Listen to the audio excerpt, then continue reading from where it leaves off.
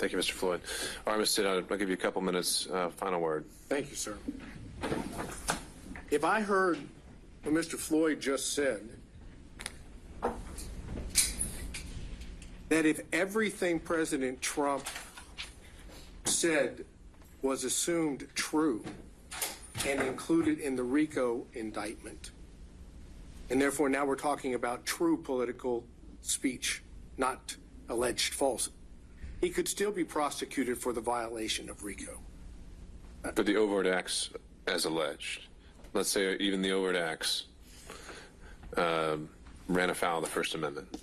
He's saying that wouldn't be fatal to count one. Because at that point, if there could be some other thing they prove that's not alleged as an overt act. Okay, that may, as I understand it, as I understood it as well.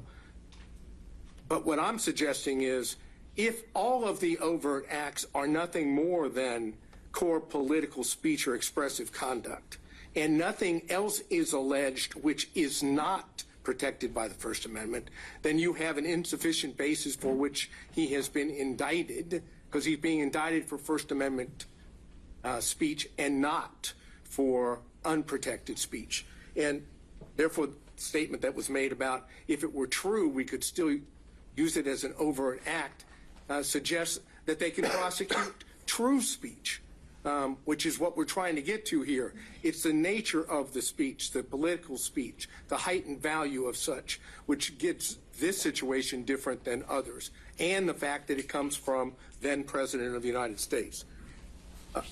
Going back to what was said in addition by the state, what the state claims is criminal here is lying to the government.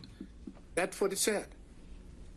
That's the exact reason why in several of the Supreme Court cases, it's been found to be protected speech because it deals with the government, and falsity in sense of communication with or to the government is best dealt with through true speech, not through prosecutions, because prosecutions chill speech. And when it comes to political core speech, what you don't want is chilled. Fortunately, I have a co-counsel that is able to pull things up and help me inform the court until the computer shuts down.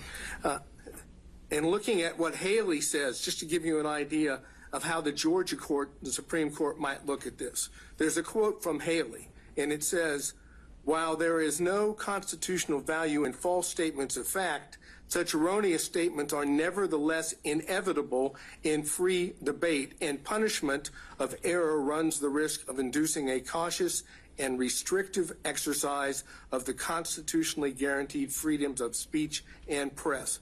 Accordingly, the First Amendment requires that we protect some falsehood in order to protect speech that matters." And I think that's what we're talking about here.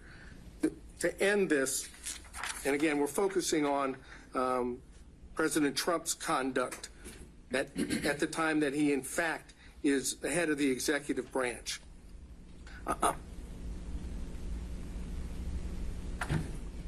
There is references to this in Brown v. Hartledge, and I cited that earlier. A well-publicized yet bogus complaint on election eve raises the concerns, that you may have some impact that would affect an election. But the preferred First Amendment remedy of more speech, not enforced silence, has special force.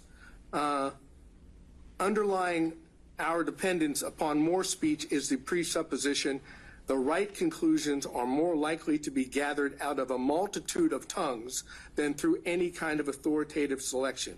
To many, this is and always will be folly, but we have staked upon it all. And for speech concerning public affairs is more than self-expression, it is the essence of self-government. And that comes from Garrison v. Louisiana, which is cited also in Alvarez. Bottom line here is this. But for protected First Amendment speech, President Trump would not be charged in RICO or the other counts.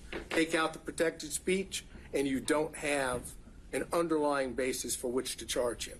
And since that violates the Constitution as applied to the charges here and his speech here and his position here, this is ripe for a constitutional challenge. One step further. If it's not ripe now and we get into intent, when does the court determine that? Do you determine that after we have a trial? I think it would be the directed verdict stage. Well, right? would it?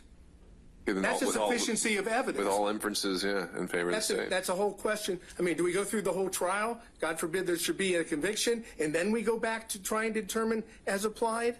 I'm suggesting the reason it's ripe now and the reason why we don't even get to a trial is because it's unconstitutional to force an accused, be it the President of the United States, former President, or anyone else, to stand trial on protected speech. And I think that's what Alvarez and the progeny previous to that and after say. All right. Thank you, Mr. Sadow.